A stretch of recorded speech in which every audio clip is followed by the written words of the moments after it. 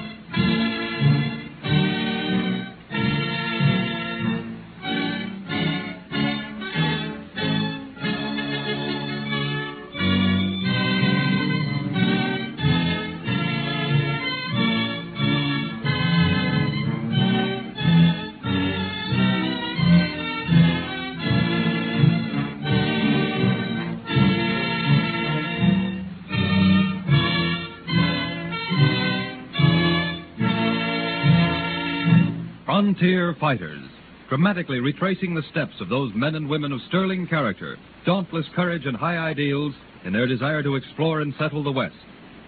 In 1866, the 5 civilized tribes signed treaties with the government. Scarcely had this momentous event been celebrated than both United States citizens and certain members of Congress began to clamor that some of the lands of the Indian Territory be open to white settlement. In that same year, 1866, there arrived in Washington representatives of the 5 civilized tribes to lay before the Great White Father their Bill of Wrongs. Said their spokesman to President Andrew Johnson, "Oh, Great White Father, soon the red men in Oklahoma will be as clouds before the winds of the storm, driven into the cavern of the setting sun. They will be seen no more because of the white man's greed. The white brother is a hungry brother, and he would swallow up all the lands of the earth. The red man of the 5 civilized tribes hold their lands in common. So it has always been. Now the white man says, give chief, warrior, squaw, and papoose a farm for the red man, he who once owned all the earth." No such bill has as yet been proposed to the Congress. "That time, too, will come, Great White Father. But our treaty says that the red man shall have his land to hold as long as the grass grows and the water flows." If that is the treaty which we all signed in honor, so it shall be. Except for grants of land to the railroads, which must pass through all the country, the 5 civilized tribes shall be free to roam from one end of the Indian Territory to the other. "Has the Great White Father spoken in truth?" I have spoken in truth, and my word is good. "Then so shall it be until the end of time." And so it was, but only until the end of Johnson's administration. For in the years following the Civil War, the cry was indeed westward ho! The trail of the farmer and cattleman was through Nebraska, Kansas, and Texas, and he looked with hungry eyes on Oklahoma. As the years rolled on, the clamor became louder. There were hundreds against opening up the Indian Territory in Oklahoma, but thousands for it.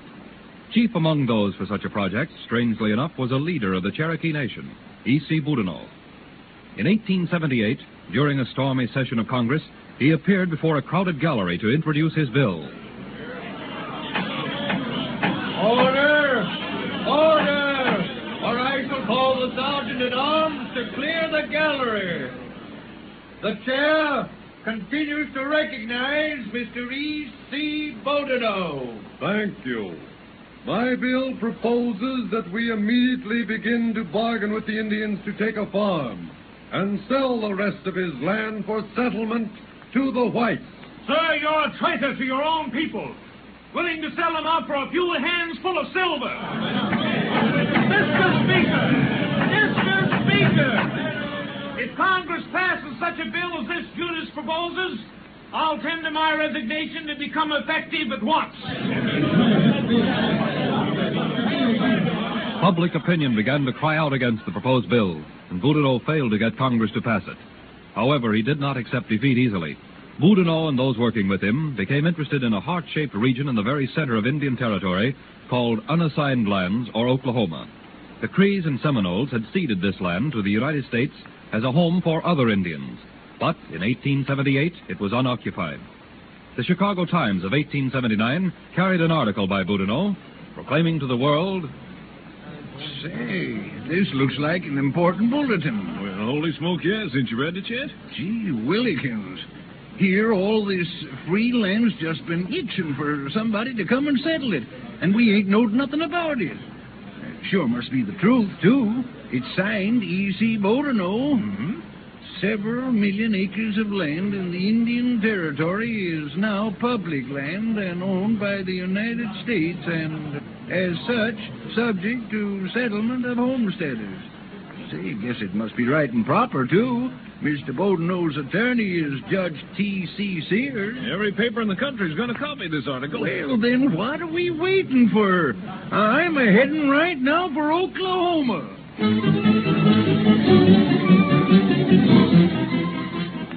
Boudinot's article was copied by newspapers all over the country. A rush to Oklahoma fever took hold of the entire West. Parties of homesteaders under both Boudinot and Colonel C.C. Carpenter crossed the boundary line into Indian Territory. However, the government of the United States acted at once. Said the Secretary of the Interior to President Hayes, Well, Mr. President, it's happened. And I'm afraid there's going to be plenty of trouble in the Indian Territory. Act quickly, then, Mr. Secretary. We'll issue a proclamation warning the people to keep out. Do you think they will keep out, Mr. President? They must. It is my intention to notify the War Department to send troops under General Pope to stop the invasion. And if the homesteaders refuse to leave the territory? Then they will be attempting to defy the authority of the federal government, Mr. Secretary of the Interior. And by so doing, they must suffer the consequences.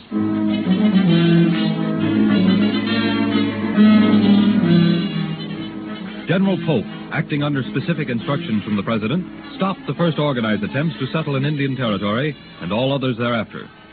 Suddenly, the unassigned strip of land known as Oklahoma, through nationwide publicity, took on a significant and dramatic importance in the eyes of the people. Each year, more and more immigrants began to believe that Oklahoma should be open to settlement. A leader of this faction was David L. Payne, and early in 1880 he organized an expedition to settle the Oklahoma lands. He gathered a great colony at Arkansas City. The expedition consisted of 325 wagons and 600 men, women, and children. They moved slowly along the Kansas boundary line toward Hunnewell, followed closely by troops under Colonel Coppinger. On Sunday, December 12th, the colonists remained in camp, and directly after the conclusion of the sermon, And the Lord commanded unto Moses, Go forth and possess the promised land. And in his name do we now go forth. Amen. Look!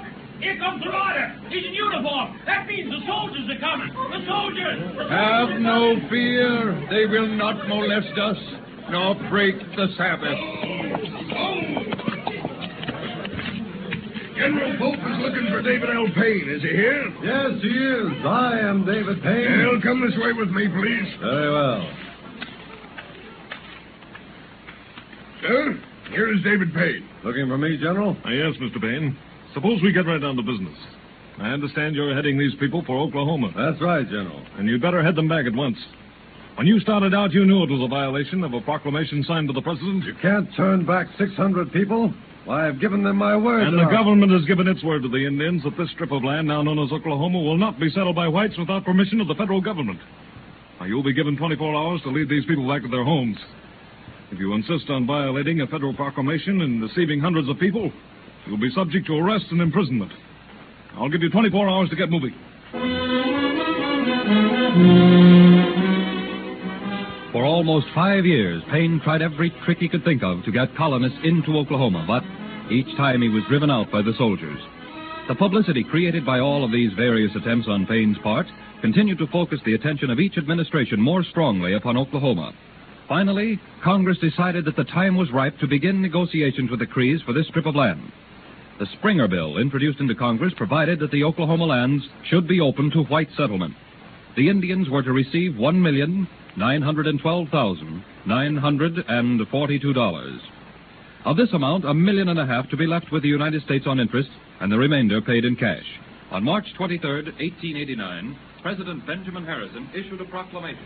And let it therefore be known to all citizens of the United States that Oklahoma lands shall be open to settlement in 30 days or at noon, April 22nd, 1889. Benjamin Harrison.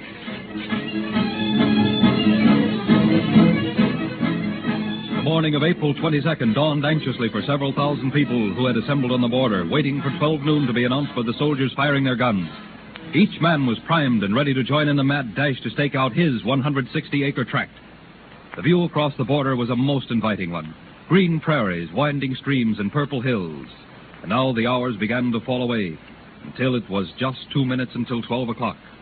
In this motley throng were husbands and wives, sweethearts and their lovers, who vowed they'd get married the minute they were on Oklahoma soil. Young and old, rich and poor, boomers and sooners, all with their eyes on the soldiers who were stationed at intervals of a mile with watches in hand. As the moments began ticking away, the excitement increased. Everyone, it seemed, began talking at once. There must be thousands of people here at the border. And more coming every minute. Jumping, Jehoshaphat, just look.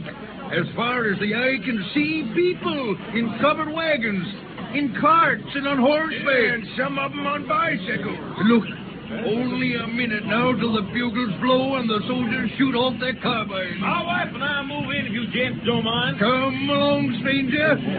Just make it a guess. Oh, Pete, I'm just that scared I am.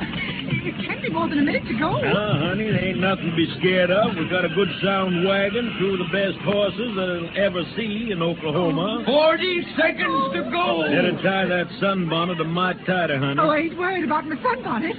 It'll stay on my head if I'll be able to stay in the wagon. Half a minute to go. These seconds are moving along like molasses in January. Pete, I'm getting so excited. I know I just up and faint when that bugle blows. Hold on now, Mary. We're just about ready to go. Hold on, Mary. Hold on. We're going. Hold on. Holding on. Stop! That wagon turned over. Hey, look to the right and left. We'll be doing the same thing. Oh, the people out there trying to get aboard the wagon. They're beating them off with whips. Don't look, honey. Don't look. There's an old lady right way of our wagon. What? I missed her, honey. I missed her. Please, look. There's another wagon turned over. Mary, I tell you, don't look. Close your eyes until we get to Guthrie, Oklahoma. Those early thousands called boomers who crossed the Kansas borderline into Oklahoma were indeed pioneers. And Oklahoma can say with pride that by December of that same year, 1889, there were in the new territory 60,000 people, 11 schools, 9 churches, 3 daily and 5 weekly newspapers.